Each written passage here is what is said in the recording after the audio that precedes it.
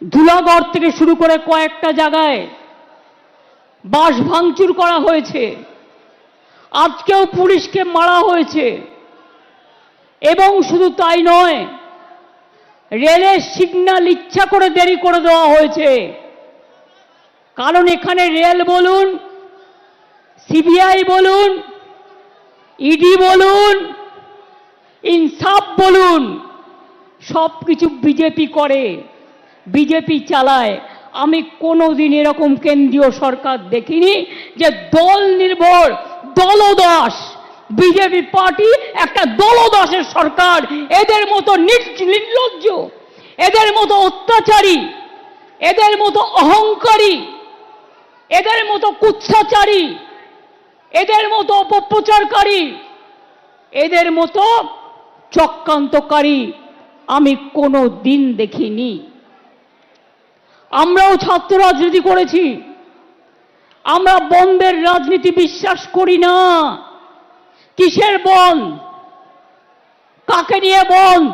বন্ধ করলে যাও আগে প্রধানমন্ত্রী নরেন্দ্র মোদীর বিরুদ্ধে বন্ধ করো, যিনি আজ পর্যন্ত শুধু এজেন্সি লাগিয়ে মানুষের উপর অত্যাচার করা ছাড়া উত্তরপ্রদেশের ঘটনায় পদত্যাগ করেনি, রাজস্থানের ঘটনায় পদত্যাগ করেনি, আসামের ঘটনায় পদত্যাগ করেনি, মধ্যপ্রদেশের ঘটনায় পদত্যাগ করেনি, এমনকি মণিপুরের পরিবারগুলোর কাছে ছুটে যায়নি। আর আসামে তো এনকাউন্টার করে মেরে দেওয়া হলো। যে অভিযুক্ত তাকে মেরে দেওয়া হলো।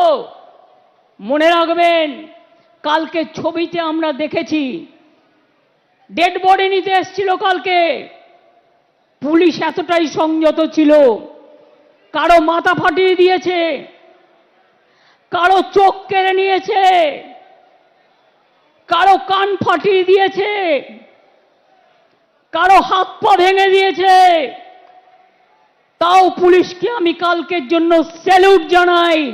ওরা সংযত থেকে নিজের রক্ত দিয়েছে, কিন্তু বিজেপি চক্রান্তের কাছে কোনো ডেড বডি তুলে দেয়নি। এটা মাথায় রাখবেন।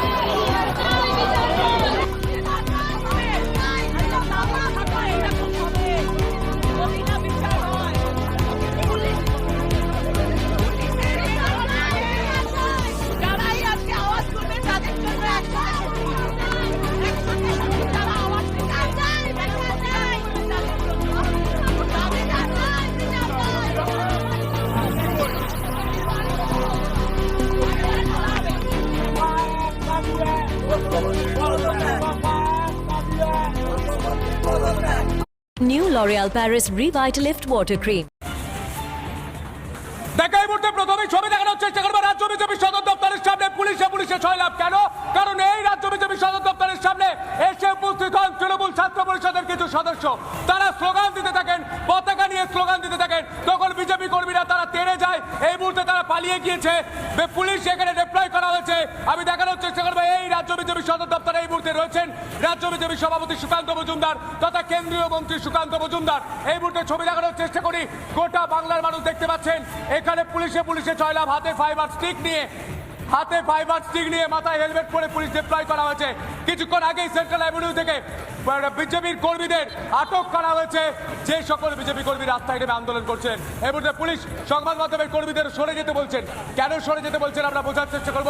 তারা এই মুহূর্তে র্যাব মোতায়েন করে দিয়েছেন, কলকাতা পুলিশের আধিকারিকরা উপস্থিত হয়েছেন, প্রিজন ম্যান এনে রাখা হয়েছে। মধুকর্মীতে আমরা জানি না কি হবে, কিন্তু কিছু তো একটা হচ্ছে। রাজ্য জুড়ে হচ্ছেটা কি, এটা এখন সব থেকে বড় প্রশ্ন। কারণ এই রাজ্য বিজেপির সদর দপ্তর, সবাই জানে এখানে রাজ্য বিজেপির সদর দপ্তর, শাসক দলের ছাত্র পরিষদের যারা সদস্য তারা কেন এলেন, তৃণমূল ছাত্র পরিষদের সদস্যরা কেন এলেন, এটা এখন সব থেকে বড় প্রশ্ন। এই মুহূর্তে ছবি দেখানোর চেষ্টা করি বিজেপি কর্মী সমর্থক যারা এই মুহূর্তে রয়েছেন, তাদের সঙ্গে আমি কথা বলার চেষ্টা করবো একে একে। এই মুহূর্তে সেই ছবি দেখানোর চেষ্টা করবো। দাদা কি বলবেন, এখানে তৃণমূল ছাত্র পরিষদের সদস্যরা এসেছিলেন। দাদা আজকে আমাদের শান্তিপূর্ণ 12 ঘন্টা আন্দোলন ছিল, ঠিক আছে, কিন্তু সে ওদিক দিয়ে পাল্টা তৃণমূলের কিছু দুষ্কৃতীরা এসে ইট পাথর ছুটছে। তার প্রতিবাদে আমরা আমাদের এটা পার্টি কার্যালয়, আমরা তো এখানে থাকবোই। পুলিশ আমাদেরকে কেন বাধা দিচ্ছে? এটা তো আমাদের পার্টি কার্যালয়, আমরা থাকবো না, তারা কে থাকবে এখানে? কি বলবেন? এটা আমার ঘর, যদি আমি আমার ঘরে থাকি না তো ওরা থাকবে? ওরা আমার ঘরে এসে থাকবে, আমার ঘরে আসতে ইট মারবে, ঝান্ডা তুলবে। ইট মারছিল ইট মেরেছে, তাই কি করেছে কি করেছে? বাংলার প্রশাসন এটা ভাবুক অন্যায় করে পার পাবে না, আর বিজেপি লড়বে। আর জি করে আমরা জাস্টিস পাইয়ে চাইবো। শুনুন, আমাদের মেয়ে কিছু হবে না, আমাদের খুন করে পার পাবেন। কি বলবেন? आप लोग देख रहे हैं किस तरह से बीजेपी सुबह से शांति पूरे पंडाल দেখাবো কি কে দেখাবো? হাতে ইট, এই ইট ছুঁড়ে মারা হচ্ছে, এই ইট ছুঁড়ে মারা হচ্ছে। মেরেছে আপনাকে? পায়ে লেগে। কে মারলো? কে মারলো? ওখান থেকে জোরে মেরেছে, আমার পায়ে লেগে। মানে কারা এসেছিল? তৃণমূলের ছাত্র পরিষদ? ওরাই ছিল লাল গেঞ্জি পরেছিল। ছাত্র পরিষদ নয়, ছাত্র পরিষদ বলে কোথায়? আমাদের বড় অভিযোগ, রাজ্য বিজেপির সদর দপ্তরে গুন্ডারা ইট মারছে, এমনই অভিযোগ। এই মুহূর্তে সেই ছবি রজনীকান্ত বেরা ছবি তুলে ধরছে। এই মুহূর্তে ছবি দেখানোর চেষ্টা করবো, সেই ছবি রজনীকান্ত বেরা দেখাচ্ছে এই মুহূর্তে রাস্তার। একদমই নয়, কারণ আমি যথার্থ কারণ দেখাতে পারি এর পেছনে। কালকে যখন রাস্তায় একটা প্রতিবাদ হচ্ছিল, এতজন পুলিশ, ত্রিস্তরীয় নিরাপত্তা, কোথায় ছিল সেই নিরাপত্তা 14ই আগস্টের দিনে? আমি সেই রাতের কথা বলতে চাই।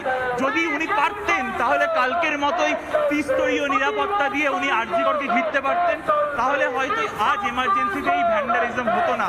আমাদের পরের টাকায় তৈরি এই এত সুন্দর হসপিটালটা ভেঙে চুরমার হয়ে যেত না। তাছাড়া আরজিকরের মতো জায়গায় যেখানে ক্রাইম সিন রয়েছে, সেখানে এতজন লোকের ভিডিও আপনারা দেখেছেন কিভাবে প্রবেশ। স্বাস্থ্যমন্ত্রী তো সবই দেখছেন। যদি এই বিচারে যদি আমরা না পাই, অবশ্যই যদি উনি এই জিনিসটা হ্যান্ডেল না মেনে স্বাস্থ্যমন্ত্রী পদ থাকছেন, এখানে আরো অনেকের কথা বলার চেষ্টা করবো। আপনারা অভয়ার জন্য বিচার চাইছেন, বোঝা গেল, কিন্তু স্বাস্থ্যমন্ত্রী পুলিশমন্ত্রী পদত্যাগ চাইছেন, আপনারা কি রাজনৈতিক নাকি? না, একদমই রাজনৈতিক নয়, কিন্তু যার তত্ত্বাবধানে থাকার সময় এই সমস্ত অনৈতিক জিনিসগুলো হচ্ছে, 20 দিন হয়ে যাওয়ার পর আমরা নিজস্বভাবে কোনো রকম কিছু পাচ্ছি না, সেটা কি মানে এই দাবিটা তোলা কি কোনো রাজনৈতিক ট্যাবুকে তুলে ধরা হচ্ছে? আপনার কি মনে হয়? আমার তো মনে হয় না কোনো কি তুলে ধরা হচ্ছে। কোনো মানুষই যারা নাগরিক সচেতন মানুষ, তারা কোনোভাবেই বলবে না যে এই দাবিটা কোনো রাজনৈতিক দাবি, এটা মানুষেরই দাবি। যারা মানে স্বাস্থ্যমন্ত্রী বিনীত গোয়েল তারা সঠিক কাজ করেননি বলে পদত্যাগ চাইছেন। নিশ্চয়, এটা তো নতুন করে বলার কিছু নেই। প্রত্যেকটা ঘটনা প্রমাণ করেছে যে প্রত্যেকটা স্টেজে কিরকম ভাবে কাজ ঠিক করে করা হয়। তো স্বাভাবিক জায়গা। স্বাস্থ্যমন্ত্রী পুলিশমন্ত্রী ভরসা করতে পারছে? স্বাস্থ্যমন্ত্রী পুলিশমন্ত্রীকে ভরসা করতে পারছে? একদমই না, ওই জন্যই তো আমরা চাইছি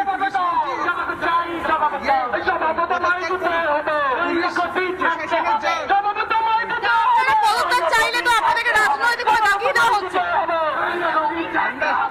14 তারিখ রাত্রে যা হয়েছে